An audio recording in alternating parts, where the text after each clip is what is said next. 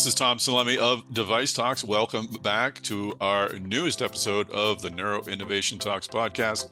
I'm here with our great host, John Murray of J&J Neurovascular. John, you got another great episode here. This is a great conversation. I think people are really going to enjoy it. Yeah, I enjoyed the discussion with Chuck Kerber. What an amazing individual. So thanks so much. He's Chuck Kerber. He's Emeritus Professor of Radiology, Neurosurgery at UCSD. And as we were talking before we pushed record, he's got one of those voices you just can't get enough. It's like potato chips. You want to keep listening and getting another piece of wisdom. So it's clear why you picked him to be part of this series. What were some of the takeaways from your conversation with Dr. Kerber? Yeah, as you know, thanks, Tom. We were really thoughtful about which physicians we wanted to feature in this podcast, and Chuck Kerber certainly fits that bill. Mm-hmm. He was part of this early formation of the neurovascular field where we expanded the boundaries of what was possible in neurovascular. He's a pioneer and a maverick, quite frankly. And you're right, it was a conversation. I really enjoyed spending time Absolutely. talking with him. But I wanted to make sure that when we spoke with him that we uncovered some of his amazing medical innovations. He was involved in developing flow-directed catheters, calibrated leak balloon, and of course, his role in bringing NBCA to the forefront of neurovascular was really one of the things he's most famous for.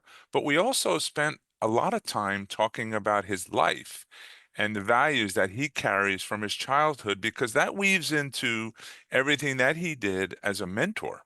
Mm-hmm. And I'll tell you, the word that came up most about Chuck Kerber when we spoke to his mentees, his colleagues, was gentleman.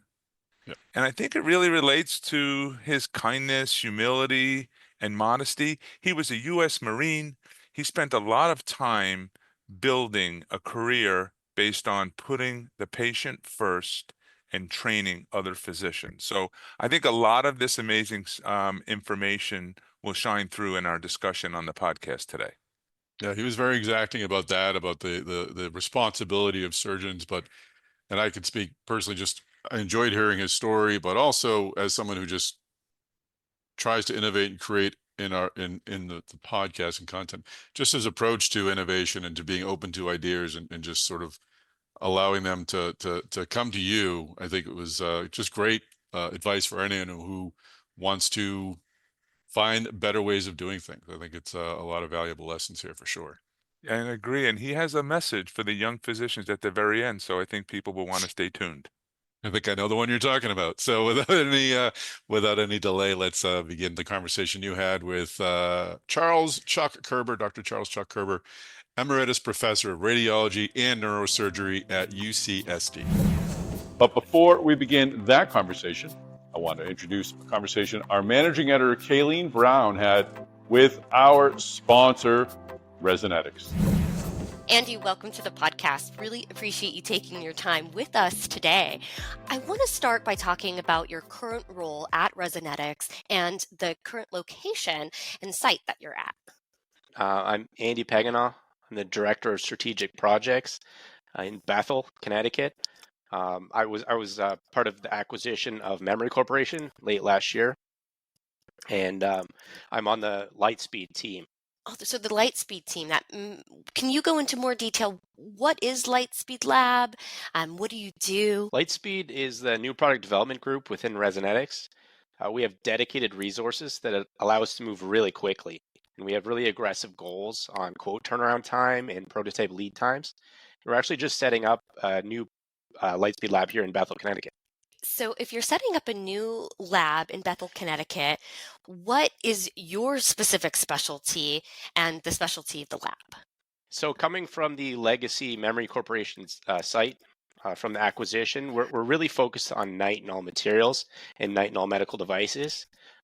We will do everything from laser cutting, shape setting, through to conventional machining and surface finishing of nitinol components.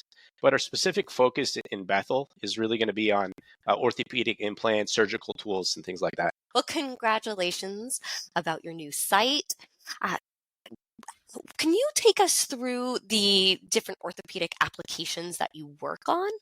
Yeah, I mean, we work on tons of different applications. A lot of them are focused on extremities. So looking at bone staples, compression plates, hammer toe implants for foot and ankle, K-wires, surgical drills. And we also do a lot of things like suture anchor inserters for suture passing wires.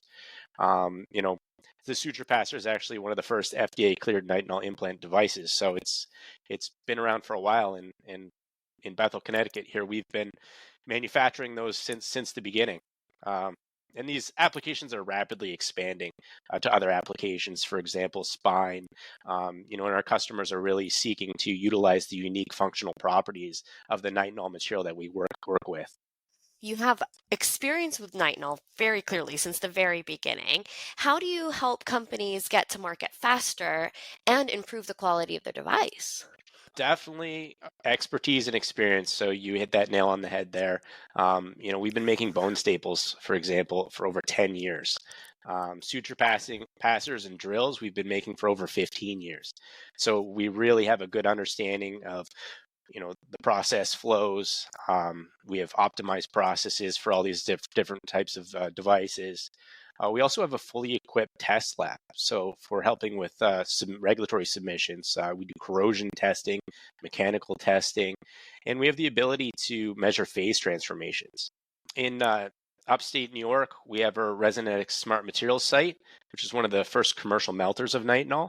So we actually have the added advantage as well of looking all the way back to the starting material and what net shape, if is it a unique net shape, unique properties that we need to start with.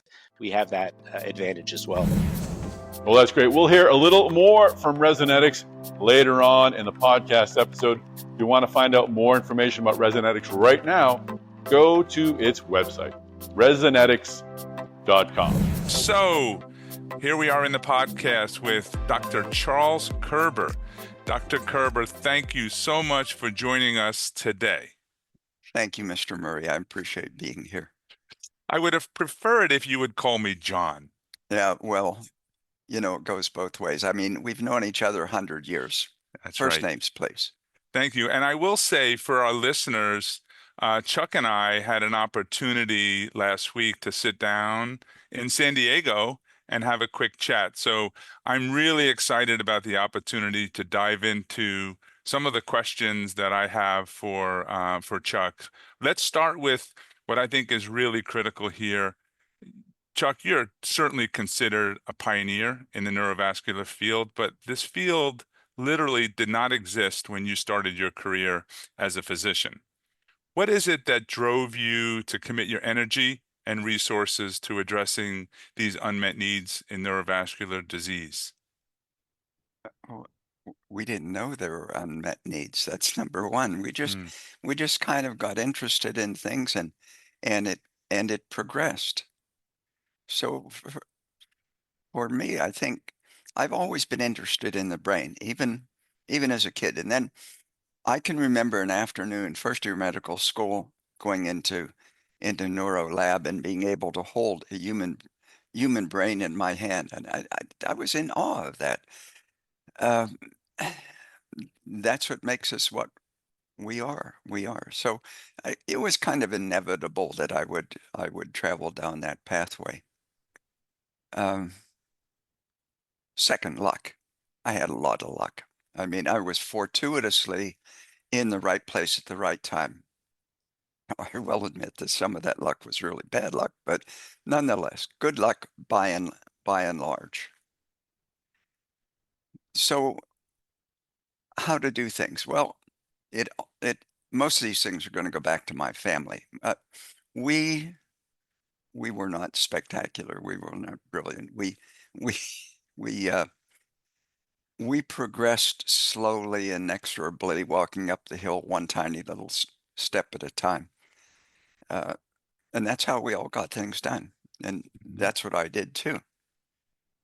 One of my heroes, Richard Feynman, said, I don't care about brilliance. If you want to learn quantum mechanics, you have to study, you have to work, you have to think, you have to work, you have to study, you have to think. And then one day you understand quantum mechanics. And That's the way I've always felt too. So work a little step at a time. That's what we all do in my family. So, okay, there are rocks in the road sometimes, and you just step around them. I I, I suspect that the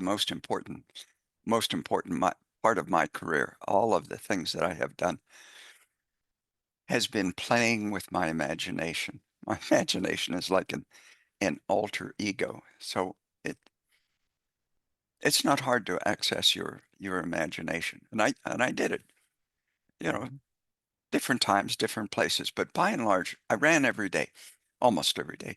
And you know, first few minutes you get your breathing down, and then the day falls away, the immediate concerns, and you start to the recesses of your mind start to open up.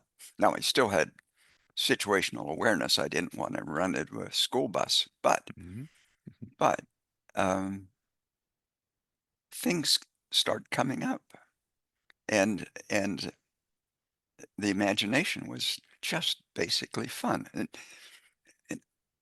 it had conversations with me. I know that sounds weird, sounds schizophrenic, but it would say like, what is this flow dynamics thing? You don't actually know what it is. What are you going to do about that? So I had a lot of fun with that. And to the young guys and gals coming up today, you have to get in touch with your imagination because it's rich. And above all, it's fun. So no, I never got to run down the alleyway with a lantern above my head yelling "Eureka!" It was all just gentle, small steps and trusting my imagination. Well, that's interesting, and thanks for sharing that. I think it's a good message for certainly our younger listeners. But you're giving me an opportunity to tap into something. If we could go back in time a bit, because you've certainly written extensively about your childhood in your memoir, An American Boyhood. I couldn't help but notice several themes that were running through the book that I think certainly were possibilities of influencing your career as a physician. You write a lot about growing up with the freedom to live, explore, have adventures, but you also knew that with freedom came the responsibility for your actions. Can you elaborate on this and how this childhood foundation might have influenced your medical career beyond what you've just shared? Well, I think my childhood is the essence of my medical career. Yeah, my sisters and I had square miles of hills and hollows to play in. But, with that freedom, there was a little risk. Sometimes you fall down the hill into the creek and limp home crying. And my grandmother, who knew everything, um, would dry the tears, bandage the cuts, hug, stop crying. But then she'd point down to the Band-Aid and say, "You made your bed, now lie in it." That's the way to teach kid responsibility. So in my practice, be nice to blame the nurse. Be nice to say that the fellow did something bad, or what I often hear, this was the inevitable progression of a fatal illness. You can't do that. You got to look in the mirror. So yeah, that came mostly from my grandmother. Yeah. And in your book, you also talk about the proud or the pride that you had in your family roots in Appalachian hills in Western Pennsylvania. I've been there. I've been actually to West Virginia in that particular part of the world and really helping some of the those that are less fortunate there. So there's certainly can be a very rural area. And back in those times when you were growing up, the steel mills and rail yards, they were critical, right, to the economy and to those particular areas. And you reference in your book the impression that you had of those steel workers, even men who worked on the Empire State Building. Of course, these are American heroes that no one will ever know their names. You benefited from them. You also got a rare scholarship to the University of Pittsburgh for college and medical school, eventually leaving your hometown. But I wonder about how these themes of pride and humility, country focus informed your work. Did it? Oh my, yes. First, your comment about leaving your hometown. John, I'm a Appalachian redneck hillbilly at heart. That's never going to change. I've never left those hills. Mm. So working in the mills was a really kind of life-changing experience. You left the hills and hollows. You went up north through the big city, McKeesport, and then another 15 miles up to the big city, Pittsburgh, to get educated. But in the mills, the mills were, well, frankly, dirty, dangerous. It was, but impressive at the same time. The image of a furnace, like a big bathtub, big as a house, turning on its side, pouring 100 tons of white hot steel into a ladle, sparks everywhere, smoke everywhere. I mean, that stays with you, and it's like, it's not personal. It's like what we can do. What, you want 50 tank turrets? No problem. You want 47 miles of Baltimore and Ohio mainline rail? No problem. You want a pipe that'll stick together all the way a mile down into the Permian Basin? No problem. And we could do it. But that was like my country. And I know it's not fashionable to talk about my country today, but it's that same kind of thing, that feeling about us, the big us, that made me one day take an oath and get myself into the Marines. Mm-hmm. So as far as individual, no, that's all family. That's family. Great. And you're certainly beyond all of that as you've evolved in your career. You're certainly known as a neuroradiologist, but you're also known as an innovator for sure, and who's developed, and I will certainly not capture it all, but developed devices such as flow-directed silicon catheters, calibrated leak balloon catheter, guide wires, and we're going to talk about liquid embolics and particles in a minute. But in 1999, I'll just reference this, Dr. Strother wrote in AJR that an experience you had at the University of Oregon when a 12-year-old child died after the surgical removal of a brain AVM seemed to have ignited your innovative mindset. But I need to reference your childhood again, because you've also explained that watching the seamless steel tubing being created at the mill in your town was magnificent and the engineers were godlike. So drawing on that childhood, which I know we're diving deep into, and then we will move on. I think it's fascinating and I think it's worth sharing. When you watch those engineers in the mills and then your own experience in Oregon, I wonder if a seed was planted at that early age to be an innovator, whether you knew it or not. And the fact that you're able to merge that mindset and bring innovation to address patients' needs as a physician. Can you reflect on this a bit for us? Well, a few things. First, Charlie Strother wrote a really flattering article about me, and I have to thank him for that. It was wonderful. I said working in the mill made me feel I could do anything, but we could do anything. The innovation came again from almost all from my dad. Hey, Dad, the lawnmower's broke. What were you doing when you broke it? So there's responsibility there. Nothing. Fix it. I don't know how. figure it out. And it was that always figure it out. And then, you know, an hour later, he would come and help me make it work. But it was always up to me. And the innovation part, I think I have to credit my dad for. And it carries over perfectly into the practice of medicine. Yeah, for sure. I don't think, speaking of innovation, I'll talk about two items that I want to highlight a bit that are very connected to what I do as well. So I have keen interest. I don't know that everybody knows about your very early involvement in the development of cyanoacrylates for therapeutic embolization. Now, if they've listened to any of our other podcasts that we've recorded so far, they will know that, because every other key opinion leader in our space credits you for educating them on the utilization of liquid embolic. But for our listeners today, can you talk about your role in that innovation, who you worked with, and how that idea came about? Well, yeah, that's a good story because it involves a lot of people. It was team effort.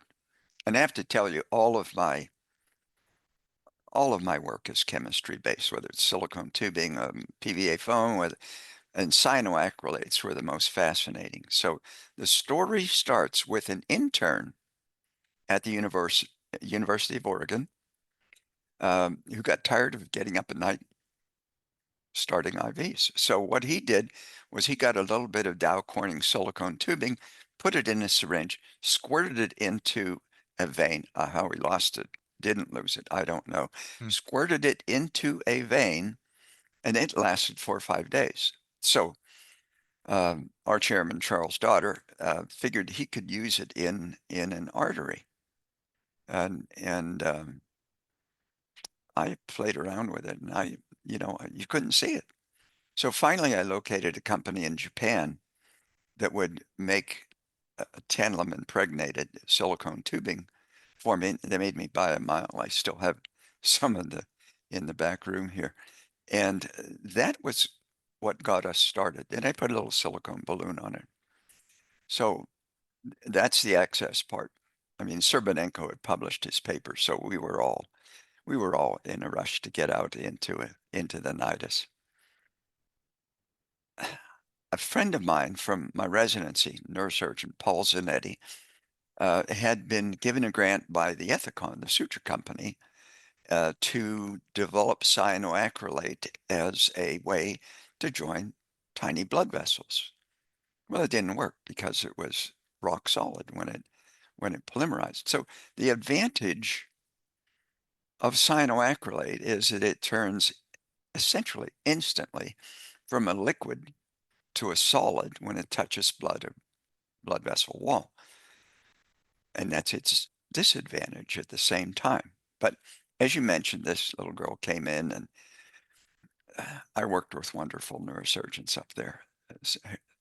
Harold Paxton and Tony Gallo. We got together, and the next patient came in. We lost that first patient. Next patient came in with a thalamic AVM. It had bled again, been operated upon. There was nothing that they could do. And quotes, "You think you're so smart with catheters, fix it." So it was like my dad again.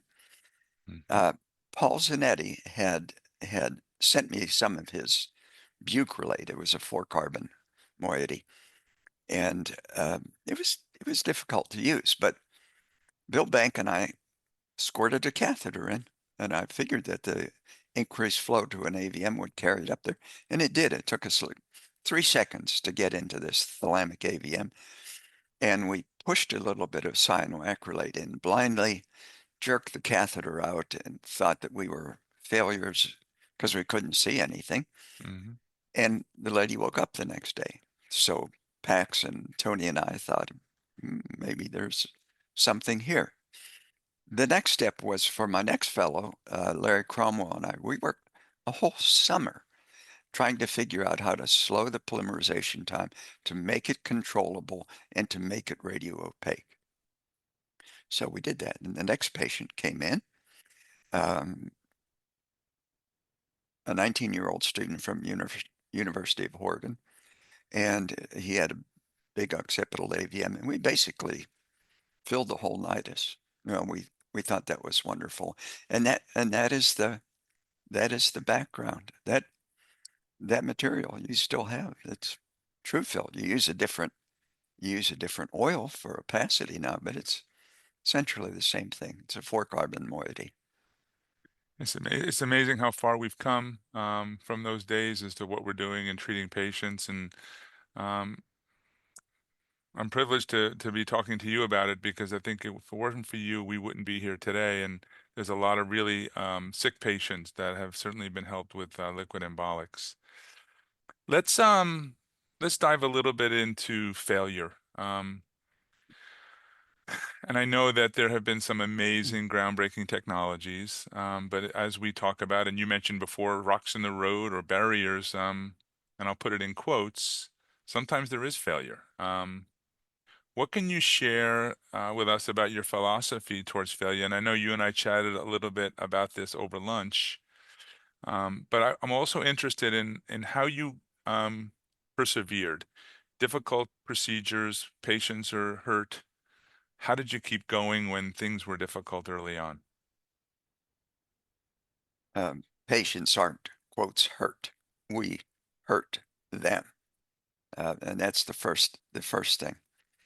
When somebody starts out in internal medicine or radiology or pathology or something like that, and they put hands on a patient and they damage them, euphemism, complication, right? Okay. It is awful. And we handle it poorly. We tend to go back to the office in the afternoon, stare at the wall, and think the world has ended. Well, the first time I, honest to God, really killed a patient, just trying to get them better. Doesn't matter. They're dead. I was going to give up the field. And Harold Paxton, chief neurosurgery, sat me down and he said, look at the big picture. It's going to happen. You're inventing new things. Get over it. Hmm. It was still depressing, but that's Having what that got me support. going. Yeah, that support was there to help you, I guess, shake you out of it, so to speak. So would you say that he was one of the, you mentioned his name now a few times, one of the key mentors for you early on? Was he really one of those driving forces? No, he wasn't a mentor. He was like a partner. Okay. We did things together. I mean, I did have mentors, but um, he was a supportive partner. Mm-hmm. And you will find in the history of this field that having the supportive partner in the neurosurgery department is what let the field go forward. Mm-hmm. I mean, it was Charles Wilson in UC San Francisco, uh, Paxton in Oregon. Now, if you went 120 miles north to Seattle, the neurosurgeons were totally threatened. And so they were 15 years behind when the field Mm-hmm. really got going. Mm-hmm. That was the dynamic at the time. Okay. So, in addition to your career as a physician, and this is something you mentioned before, you served in the Marine Corps. Thank you for your service. Um, I'd like to talk about fear and pressure, because you've worked in high stakes situations as a physician, where we talked about this, the split-second decisions can determine life or death outcomes. How did you approach or maybe harness fear, pressure, and emotion in those situations? And did you draw on the military experience in these high stake moments? Were they connected?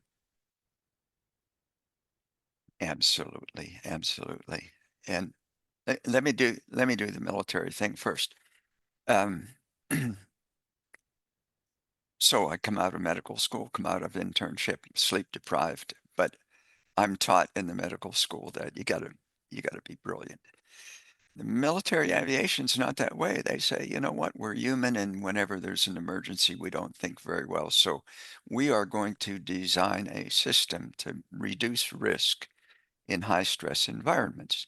When it doesn't work, we have this saying, he had a helmet fire. So we fly with a flight helmet, and what happens in between your ears, you just stop thinking. So they figured out a way to make you continue to function well in high stakes situation. So I use that all the time. I try to teach to my fellows too. I've written about it. It makes the difference. Now, having said that, I think I was born without a strong adrenal axis, because I've never, even in pretty personal dire circumstances, I've not felt fear. And the only stress that I've felt, not during a case, but dealing with administrators. Definitely a difficult group of individuals at times to manage, for sure. Even though you're dealing with a life and death situation with a patient on the table, maybe that's because you have a little less control over that. I wonder. Just joking just a little bit. Yeah. We're going to take a quick break from this conversation to hear from our sponsor, Resonetics. So, Andy, I want to talk about the design and manufacturing challenges that have been associated with nitinol. But first, can you help us understand why companies use nitinol in these extremity applications? So 99% of the medical device applications use the unique property of nitinol called superelasticity.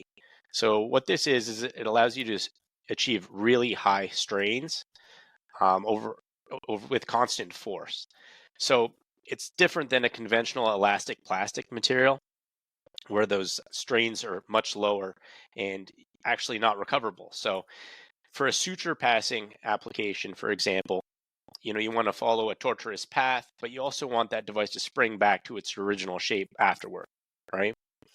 For an implant, like a bone staple, you want to apply constant compression on the joint to allow it to heal faster, right? For bones to heal, they actually need compression. So that superelastic property allows us to insert that bone staple in by straining it and apply that constant force on that joint we're trying to fuse.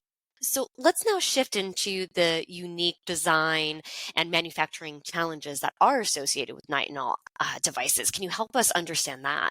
Number one is just understanding the superelastic properties, right? And how to achieve them, right? To get that performance in the device that you need. Comes along with that is heat treatments, right? To get those unique properties, you really need to understand the metallurgy and that link to the performance. Surface finishing is also very important. You need these devices to be biocompatible, right? So we've actually developed a lot of standard process flows over the years, and they've been optimized and proven again and again in order to help our customers get the ideal performance in their device. So we really are the leaders in the nitinol industry, and we really our goal is really to help our customers get their next generation nitinol devices to the market faster. Well, great, Andy. Thank you so much for spending your time with us on the podcast, and we wish you the very best. Well, thank you, Resonetics, for sponsoring this episode. Again, for more information about Resonetics, go to resonetics.com. So let's stay on the military for a moment, because I know that you experienced a dramatic event while you were flying. People might not know that you were in a plane crash, if I could describe it as such, and you ejected seconds before the plane hit the ground. And amazingly, you're here to talk about this today. But you also sustained some lifelong injuries to your hand, something that may seem insurmountable for a surgeon. But as one of your colleagues explained to me, for Chuck Kerber, and I'm quoting, surgery isn't just about his hands, it's about his heart and his mind. Can you share your thoughts on the accident and how your injuries affected your approach to surgery? Did one of my fellows actually say that? Yes. That was wonderful. I have to thank whoever said that. So another thanks goes to Sir James Martin for inventing ejection seats. And I still love to fly in jets. I like to be up at 40,000 feet. and I flew all the time in the military. I was a flight surgeon. So one of my patients, a pilot, said, I'm going up to Norfolk. Want to come along? So I get kitted up, get in the back seat. And it's just like our field. First, he made a judgment error.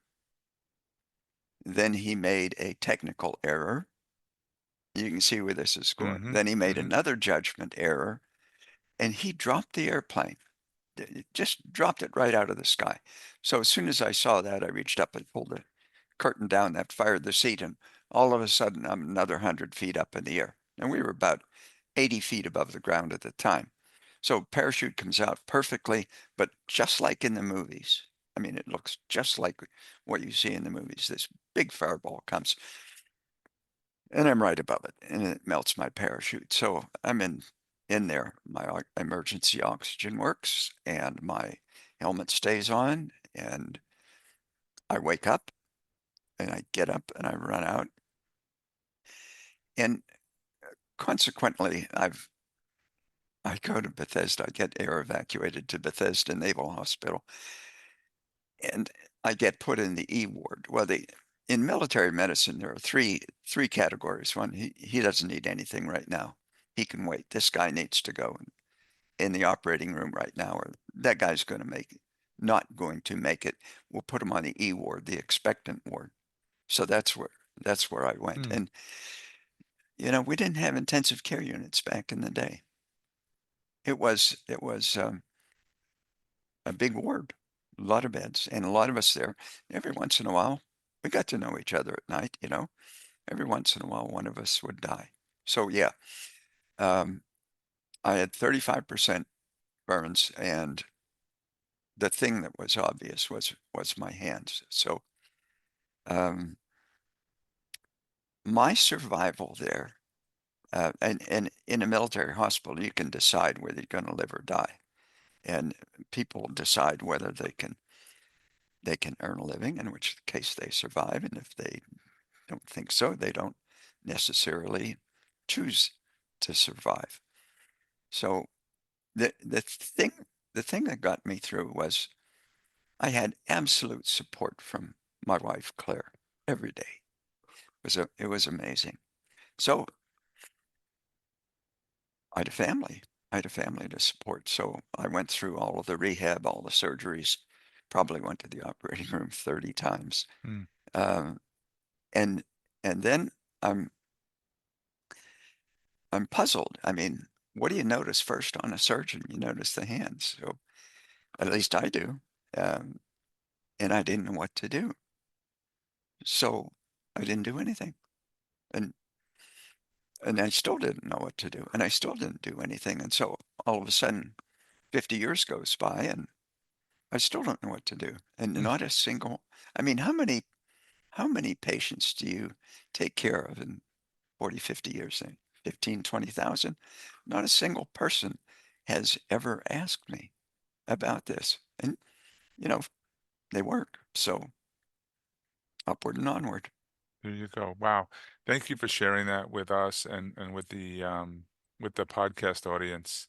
I have one more topic on your military service. It's related to a comment you made before about just basically your training. You mentioned to me when we were chatting at lunch, NATOPS, Yeah. which NATOPS. was ultimately developed to improve combat readiness. And you felt that this was something that certainly could be applied in our space, in our neurovascular world in particular, probably broader medicine. Can you share a little of your perspective on that? Yeah. Smart people figured in the late 50s that they were running out of airplanes because pilots were careless. They didn't seem to care about the pilots dying, Hmm. but they were running literally out of airplanes. So they studied it, and they came up with a thing they called Naval Aviation Training and Operations, NATOPS. And it's perfectly applicable to what we do. So step number one, you have a diagnosis, right? You have intelligence in the military, and then you create a mission. In our field, it was like there is an aneurysm. I intend to hack the aneurysm. And then you make a plan. All right, so part A, mission, part B, plan. And being compulsive as I am, there's always a plan B in case that doesn't work. And the truth is, pathologically compulsive, I always had an absolute go to hell emergency plan. If everything, I mean, if there were an earthquake, I wanted to know something to do. So now you've got a plan. Next thing is communicate. You got to communicate your plan to your crew, not just your fellow, the rest of the crew. So the communication. And the next thing is you followed the plan. And I had a 14-point checklist. I went right down before I even touched a patient. And then you did the plan. You flew the flight. You did the case. And then what we don't do, but what they did afterwards, the flight, is get together and discuss the flight. Now, in the movies, you think Tom Cruise goes out and flies a flight all alone. No, you always fly with another person, sometimes two, sometimes 16.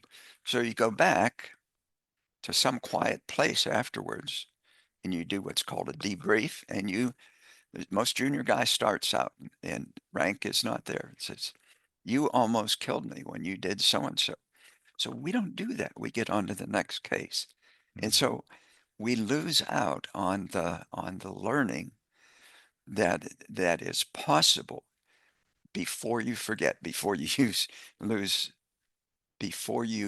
the denial that is inevitable with our less than sterling moves during the case. So that's NATOPS. I've written about it. I think one person read the editorial, and that's one of my great failures in medicine as a teacher, that I have not been able to bring that into our practice. Well, maybe those listening to this podcast might gain some interest. So stay tuned. Maybe you'll get someone pinging you about NATOPS and learning more. Let's keep our fingers crossed. But you lead me down a path, because it started me thinking about another topic that I have for you when you mentioned the debrief, the post-procedure discussion. And you're right, physicians are very busy, schedules tend to rush to the next case. You've always been a fixture at a meeting that I've attended for many years that we used to call the Jackson Hole Complications Meeting, which is now the Cerebrovascular Complications Conference in Jackson Hole.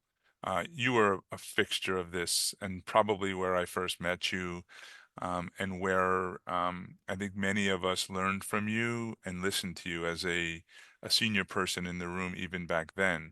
Can you talk about how you got involved in that meeting and some key takeaways during your career? And I ask that because I think one of the areas that clinicians learn the most from, including industry as well, is the failure analysis. And that obviously was important to you to participate in that. Maybe just talk about that for a bit, if you don't mind.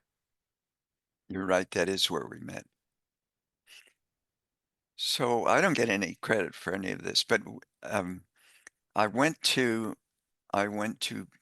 Paris. I think it was a visiting professor or something like that. And there was an Algerian guy who was working in Paris, René Djinjin, D-J-I-N, René Djinjin.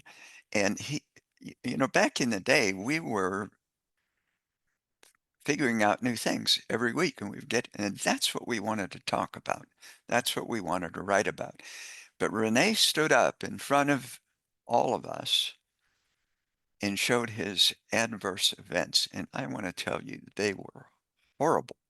I mean, you just got depressed looking at them, but he was still trying. And I realized that I learned more in that hour than I'd learned in the previous 5 years. So I decided I'm going to have a meeting like that too. So my fellows and I met here, and the price of admission was your worst complication that year.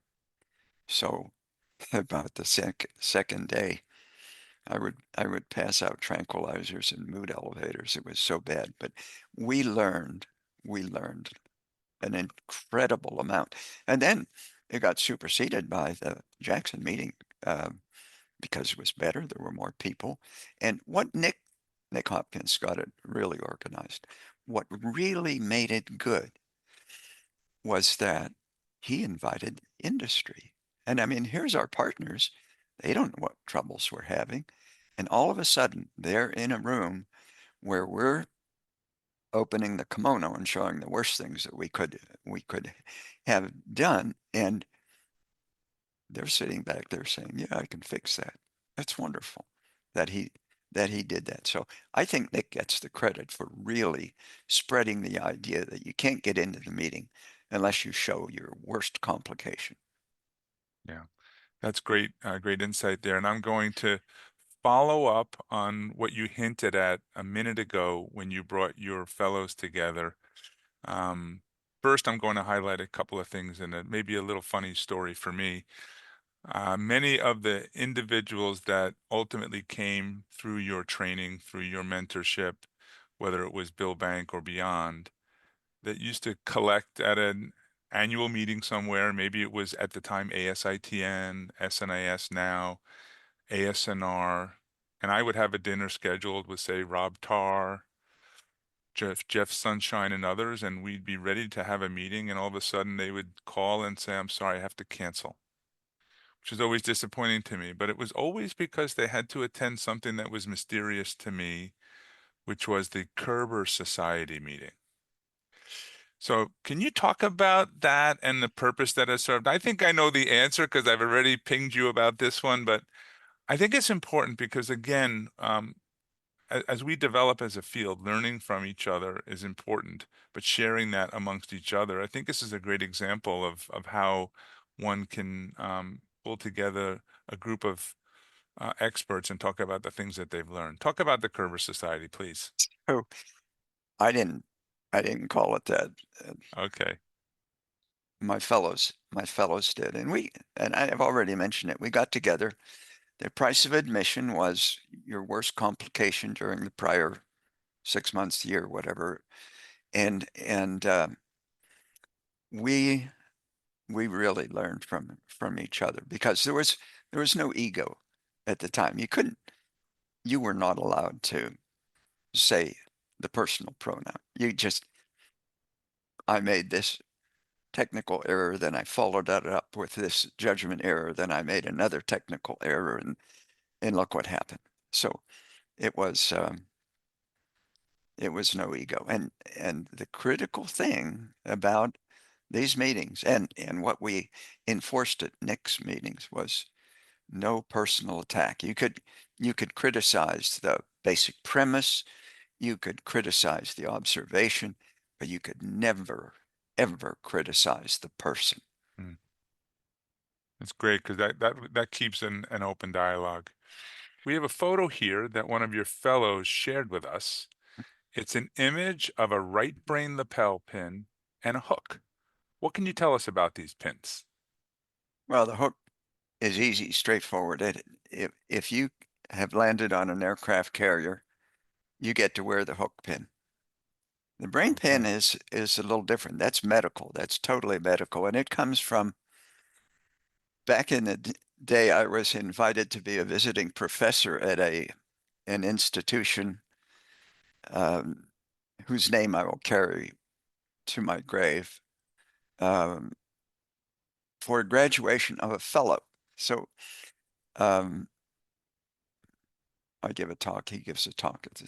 We're having a good time. And then the chief brings in this large collage, images of every one of his adverse events. I mean, here's a kid who's worked for him for 2 years, day and night, and all he can give him is a reminder of his mistakes. And I thought, yeah, it destroyed the kid's evening. It was terrible. And I thought, that's not right. So I wanted to make something that had intrinsic value. So it's going to be 18 karat gold. And I wanted to have it of emotional value. Well, we work in the right brain mostly. That's what we use with all of these complicated real-time judgments. And so I carved a right brain in wax and had it cast in gold, and I gave that to my fellows, and I think that they felt pretty good about it. Oh, there was one of them, one good story. Another military guy, he was on active duty at the time, Rich Berger. I said, "You want this as a blood pin, don't you? Does everybody know what blood pins are? When you finish something difficult in the military, they put your badge on and they put it through the skin of your chest. So you're supposed to not scream." So I said I wouldn't have it any other way. So I pounded it on his chest. And that was his blood pin. Wow. Thank you so much for sharing that. So you've referenced your fellows multiple times. Let's talk a little bit about mentorship, if we can. But before we do that, I also want to, I would say, talk about the reference that you, the impact, I should say, that you had on your peers. There was a time when I was speaking with Fernando Venuela when he talked about visiting you. I believe it was in Pittsburgh. Yes. Lots of physicians have visited you there to learn fellowship, extended time, shorter times, to learn the techniques that you were pioneering at the time. Can you talk a little bit about that time in your career and what it was like to have what I would consider today some of the other pioneers in the space learning from you?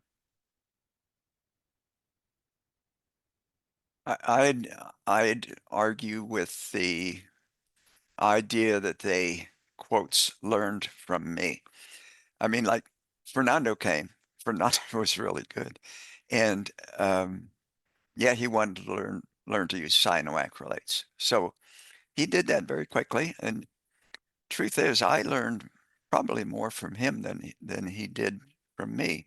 And that happened all around. We visited each other and we learned from each other, but I don't see it as I taught him. I mean, we just kind of shared things. It was very open back then. Yeah. They say it a little differently, but that's okay. You're humble. No, I'm not You- humble. your mentees, and we spoke to a few of them, your fellows, they were very open, that you gave them permission to be creative. And I can tell by our conversation so far that that was your style. You allowed them to be challenged, and you were always there, though, to support them. And you mentioned this is similarly how your grandparents and the role that they played in your life.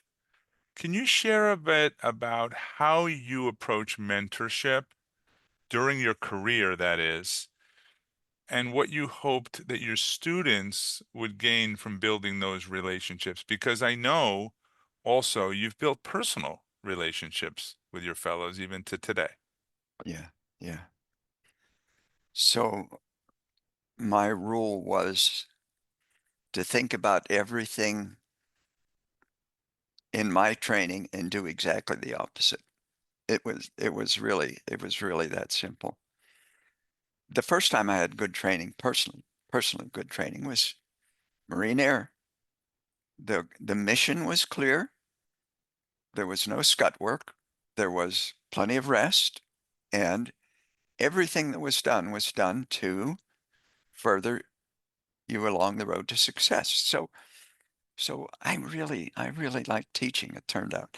And I learned that the way to get people to get the mission done was to keep pushing them to the point where they got almost stuck, but never to the point of being stuck, because then they regressed. Same in flying, same thing.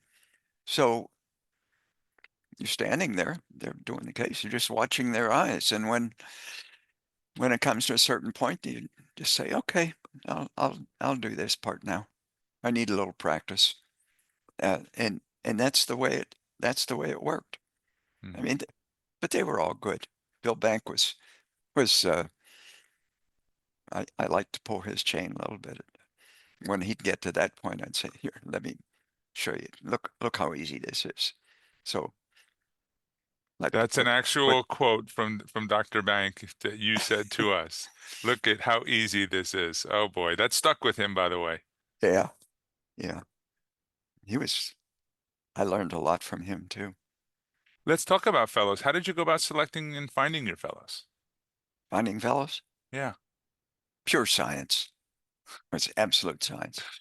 Yeah. Minnesota multiphasic personality inventory first, and a piece of chalk to carve to test for eye-hand skills. Interview with a psychiatrist. Interview with Perfect. me. You don't believe that, do Perfect. you? No, not a bit. It's No. it's a gut thing, isn't it? Yeah, it really is. I'll tell you well, my own to begin with. I was in private practice up in a little town north of San Francisco, and interested in neuro, so I would drive into San Fran to go to Hans Newton's conference. And in a few weeks, it became obvious that they were so far ahead of the rest of the country that I wanted to do that. Now, I'm sure UCLA thought they were farther ahead, but the two centers certainly were the leaders. So I went to Hans and I said, I want to be your fellow. He laughed at me. He said, I'm filled for 4 years. Well, okay, I was going to go back to private practice for 4 years. But I said, just take my name down and who knows? So this was January. 15 June, he calls me. He said, my fellow just backed out. Can you be here July 1st? That's how I got picked to be a Wow. fellow. So Bill Bank, we've talked about Bill Bank. He's first fellow. I used to have a conference every week called Neuro Enology, where we would discuss one or two cases, and we would sample Oregon-based wines. And he decided he wanted to come to that. He was in private practice or residency, and so a day came. He saw an airplane model, and he said, "Fly." And yeah, we had that in common. He was a flight surgeon too. So he said, I want to be a fellow. Okay, that was it. Larry Cromwell, second fellow, did something to Charles' daughter, who was somewhat excitable. And we had this staff meeting, and Charles was walking around the room, pounding on the table. Some profanity was involved, and he's fired. He's out of here. Get him out. I don't want to see him ever again. And so I said, "Oh, Charles, I wish you would have told me that 2 weeks ago, because I've promised him my fellowship slot for this year, and you can't expect me to go back on my word." So he fumed, and then immediately afterwards, I grabbed Cromwell and took him off into a dark place and said, "You're going to be my fellow." He said, "No, I'm not." But he was my fellow, so he didn't get fired. It was the same with Joe Horton. Joe Horton was fired, and I said to Arthur, I actually had to drag Joe Horton physically, grab his arm and take him into the angio suite. And I said, you're my fellow next year. That worked out. It's an interesting technique. You've developed a few techniques in your career. Yeah. I'm going to shift a little bit, and we talked about complications, but the one thing that we didn't talk about was interacting with patients and their families. And I know you've seen patients and families on what probably is the worst day of their lives, or amongst the worst days. But we've also heard many people reference about you, the humanity and the calmness that you showed to your patients and their families. And this was very evident in those that we spoke to. Can you remember those difficult times, what was going through your mind at that moment as you were trying to reassure the family? And this is more about a high risk procedure where going into it that you're not sure ultimately what that outcome may be due to potential risks. How did you manage that in your mind, and how did you communicate confidence to those families And to my fellows. and to your fellows? It goes back to my third year in medical school. I was a prisoner of the Halstead Osler method of training. We've talked about that. And And then in my junior year, I got to spend 3 months with a private pediatrician, Bernie Michaels. And Bernie Michaels took me from being an automaton spewing back facts, and he taught me to be a doctor, real doctor. So our patients are special because they come to us with a diagnosis almost always. And the diagnosis of something awful. I cannot tell you how many times people say, I have a bomb in my head. So their stress level is off the charts. So what do they want? They want to be reassured. They want to think that you, doc, are competent. And that comes across, I think, two things. One, you need to appear confident, in control. You have to have a plan. You have to communicate the plan. And you have to have this difficult to define thing called compassion. And compassion is not like, I feel your pain. It's not that. It's not pity, certainly not looking down. It's not empathy. It's not anything. It's a thing that you have to learn to communicate. That shows that you know what they feel, and you got to fix it best as you can. So that's what I did. Now, training the fellows, they watch you. The hardest thing for a fellow going into a small examining room like that with all attention is to learn to keep your mouth shut. They said, keep your mouth shut. Introduce yourself, and a patient will tell you in 90 seconds everything important about themselves. And then you can proceed. So that's how I did it. It's great. You mentioned the quote, sorry I made it look so easy when it came to Bill Bank. Is there more to tell about that? No. Okay. I used to always put the needle into Bill. Bill was really good. He had great eye-hand skills, and he worked hard. So every once in a while, to bring him back down to earth, I would say, well, that's 3 times. And that was my rule. You try 3 times, and then I would do it. But okay, I do it. But then I would turn and look up to him. He was about that tall. Yeah. And I would say, I'm sorry I made that look so easy. Get back to work. He gave you a lot of credit for having unbelievable skills for catheters. So I think he was learning from you at that time. So while you needled him a bit, it certainly made a lasting impression on him, which I'm sure he's conveyed to his own fellows. I think so. I hope so. Chuck, I know that you have a major history in innovation, but part of that is the relationships that you've had with industry, and you touched on it before.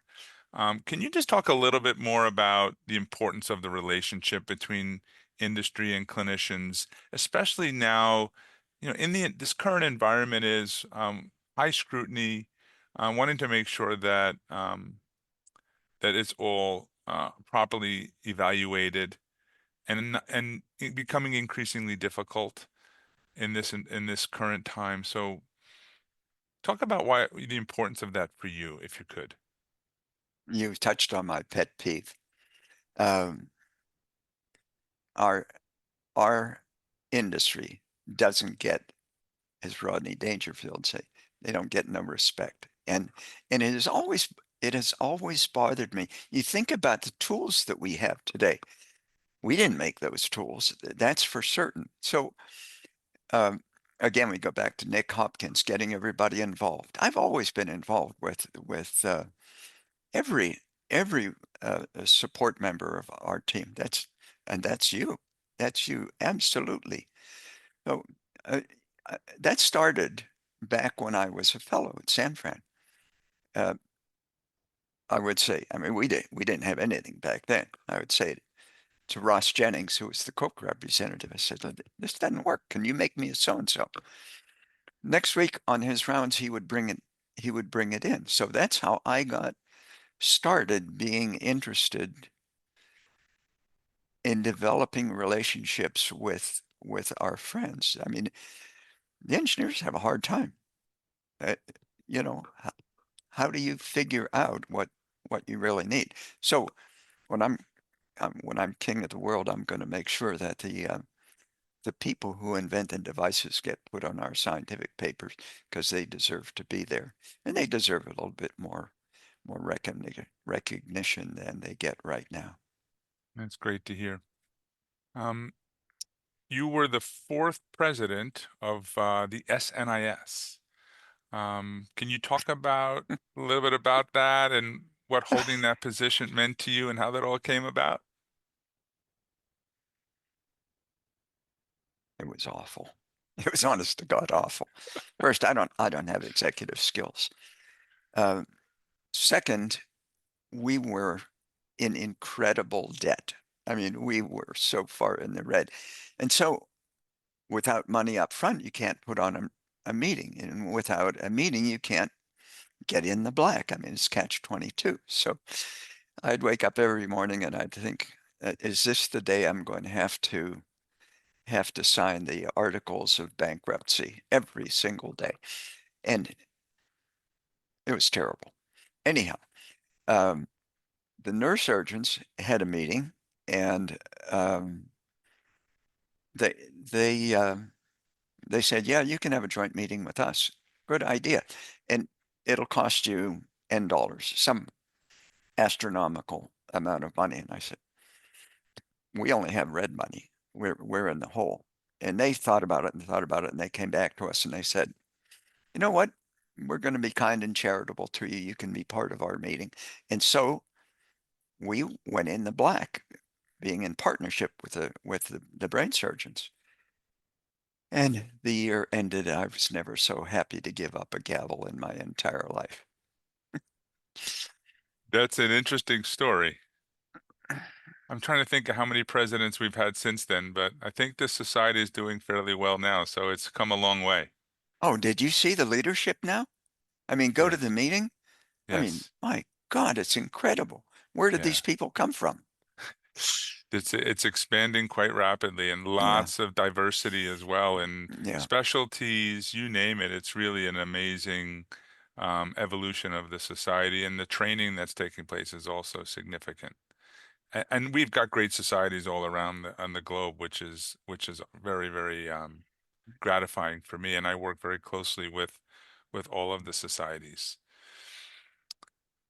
Chuck, you've seen a lot in your career. It's a long career. Has anything surprised you within our field and how it developed? No, not at all. I thought it was inevitable.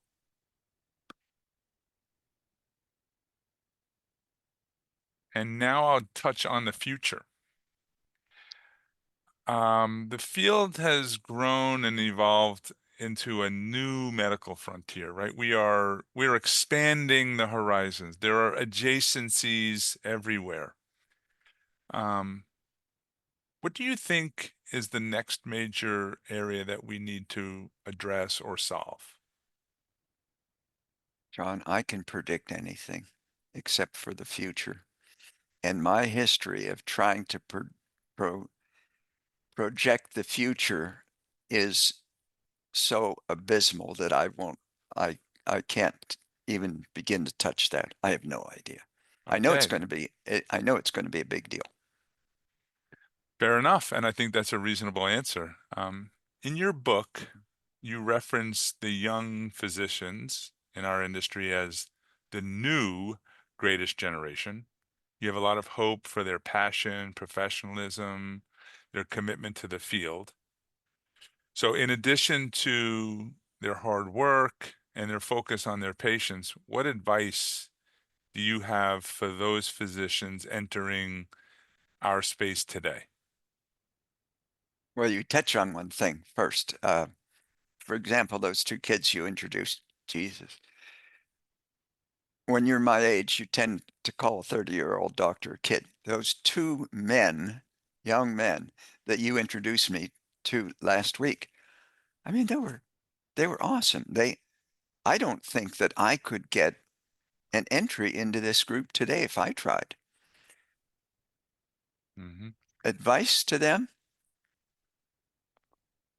it's about imagination. Get your face out of the screen, because if your face is in the phone, your imagination is never going to get out of the recesses of your mind. And that's where all the fun of our profession is, in your imagination. That's great advice. And what can you tell me about your days now, or actually tell our audience, because you already shared with me that you're spending time being more creative, painting, sculpting.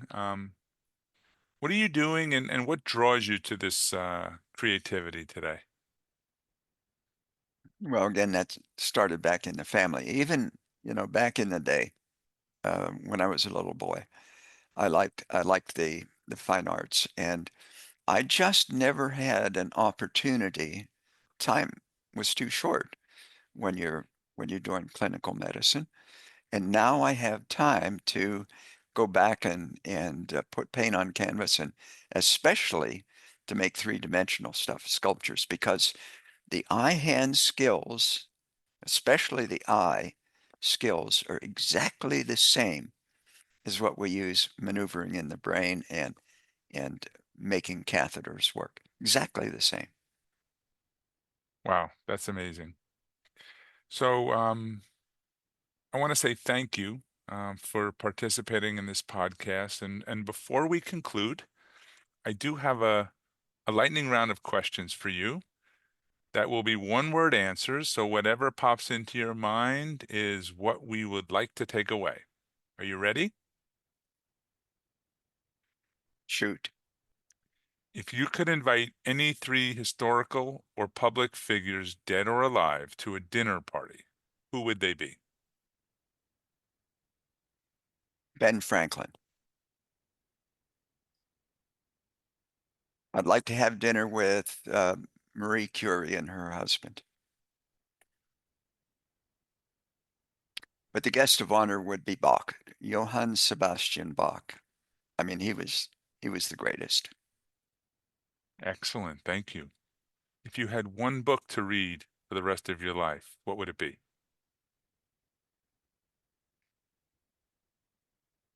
I cannot conceive of that life. I cannot conceive of having only one book. The tough question, I know. And with your creativity, are you more creative in the morning or the afternoon? I don't think time of day matters. I think the ability to sit down and let go and look at the horizon is the creative time. And I may be 10 o'clock at night. And when you're retired and you have enough rest, it might be 2 o'clock in the morning, but usually it isn't. Well stated. What is one talent you wish you had that you don't? Can't sing. Give anything to be able to sing. Now, this is a tough one because you have a couple of locations, but Steelers or Chargers? So the first thing, it's not Steelers. Back in Pittsburgh, it's Stillers. How about them Steelers. Stillers? Steelers or Chargers? Could not care less. I'm Really? probably the only male in all of America that could care less about a bunch of guys running up and down a field chasing a ball. So, What about baseball? same thing. Don't care. It's just not important. I do follow Olympic gymnastics because I was a gymnast, but you're all alone out there when you're a gymnast. You can't blame anybody for your screw ups. No, I'm I don't going care. to, I don't care yeah, about sports. I'm going to hold that gymnast for the next podcast, by the way, because I have a few more questions that we didn't dive into. Last question. If you had not gone into medicine, what would your career have been?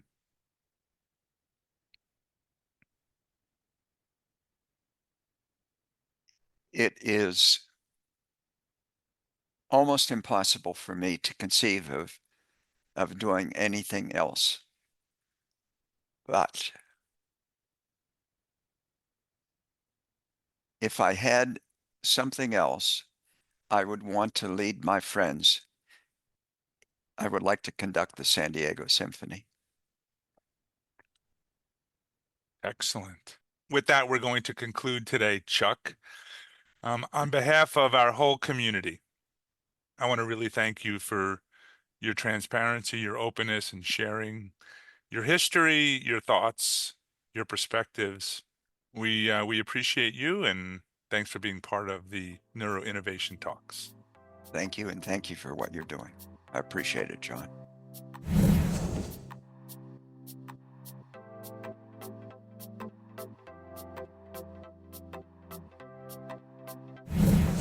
Well, that is a wrap. Thanks so much for joining us on this episode of the Neuro Innovation Talks podcast. Thanks, of course, to our friends at Johnson & Johnson MedTech Neurovascular. It's been great to work with them, in particular with John Murray, who's spearheaded this effort and really helped us tell some important neurovascular stories. If you don't want to miss a future episode of Neuro Innovation Talks or our other great Device Talks podcasts, make sure you subscribe to the Device Talks Podcast Network. We'll have future podcast episodes sent directly to you. You can also follow us on YouTube. We'll have our audio and video portions or versions up there. So lots of great ways to keep informed and to gain great medtech insights. Finally, make sure you share this podcast episode on LinkedIn and other social media channels. And when you do, connect with me, Tom Salemi, Editorial Director at Device Talks, and our great Managing Editor, Kayleen Brown. We'd love to be part of your future medtech conversations. That's it, folks. Thanks again for joining us on this episode of the Neuro Innovation Talks podcast.